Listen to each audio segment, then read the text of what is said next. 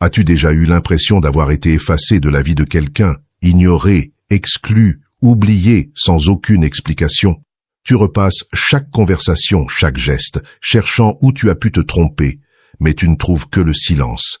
Et le silence fait plus mal qu'une critique, parce qu'il ne répond pas, il n'explique pas, il ne fait que consumer. La vérité est brutale, personne n'est immunisé contre la douleur de l'indifférence. Mais il existe un chemin, les stoïciens le connaissaient. Aujourd'hui, tu vas découvrir quoi faire quand on t'ignore et qu'on s'éloigne. Pas avec des phrases de motivation bon marché, mais avec des outils philosophiques millénaires qui transforment le rejet en force. Tu vas apprendre à resignifier le silence pour ne plus jamais en être prisonnier, à renforcer ton estime de toi-même quand personne ne valide qui tu es, et à transformer la distance en croissance. Mais attention, la dernière leçon de cette vidéo pourrait complètement changer ta vie émotionnelle. Et quand cela arrivera, tu ne verras plus jamais le rejet de la même manière. Commençons. Leçon 1.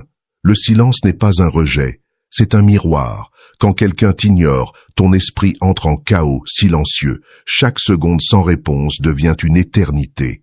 Tu commences à te demander « Qu'est-ce que j'ai fait de mal ? Pourquoi s'est-elle éloignée ? Est-ce que je ne suis pas suffisant ?» Voilà le pouvoir corrosif du silence. Mais le vrai problème ne vient pas de l'absence de mots, il vient de l'histoire que tu racontes à propos de cette absence. Tu interprètes le silence comme un rejet. Et s'il n'était qu'un miroir, un espace neutre qui ne fait que refléter ce qui est déjà en toi, tes insécurités, tes peurs, ton besoin de validation. Tu n'as pas besoin d'interpréter chaque éloignement comme un rejet personnel. Tout silence n'est pas hostile. Parfois, il est juste un espace pour que l'autre se réorganise, ou un espace pour que toi, tu te retrouves. Marc Aurèle écrivait « Accepte tout ce qui vient en accord avec la raison et la nature. Et si cela ne dépend pas de toi, ne le juge ni bon ni mauvais. Peut-être que la personne qui t'ignore est confuse, débordée, perdue. Ou peut-être qu'elle est simplement passée à autre chose. Et oui, ça fait mal. Mais ça ne te diminue pas. Tu as deux chemins. Soit tu interprètes le silence comme une attaque et tu te détruis de l'intérieur, soit tu utilises ce vide comme un terreau fertile pour faire pousser des racines plus profondes. Le silence ne te rejette pas, il te révèle. Et parfois, ce qu'il révèle, c'est qu'il est temps d'arrêter de mendier des réponses et de commencer à bâtir ta propre paix.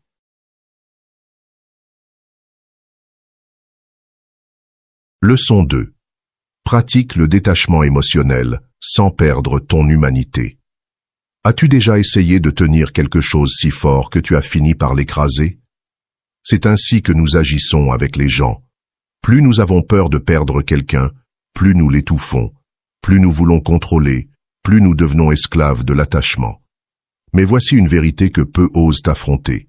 L'attachement n'est pas de l'amour, c'est de la peur déguisée. Les stoïciens voyaient l'attachement comme un piège. Non pas parce qu'ils étaient froids ou indifférents, mais parce qu'ils savaient que tout ce que tu t'efforces de retenir échappe à ton contrôle. Épictète, qui a tout perdu à plusieurs reprises dans sa vie, disait « Ne souhaite pas que les choses se passent comme tu veux, souhaite qu'elles se passent comme elles doivent, et ta vie sera paisible. Tu peux donner le meilleur de toi dans une relation, être loyal, présent, sincère, et malgré cela, l'autre peut partir. Cela ne signifie pas que tu as échoué, cela signifie que la vie suit son cours, et essayer de l'arrêter, c'est comme crier à la mer d'arrêter de faire des vagues.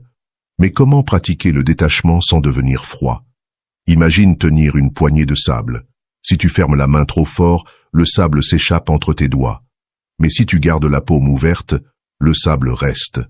L'amour, l'affection, la présence fonctionnent de la même manière. Plus tu veux contrôler, plus tu perds. Plus tu laisses l'autre libre, plus il ou elle a envie de rester. Se détacher, ce n'est pas abandonner. C'est permettre à la réalité d'être ce qu'elle est et trouver la paix malgré cela.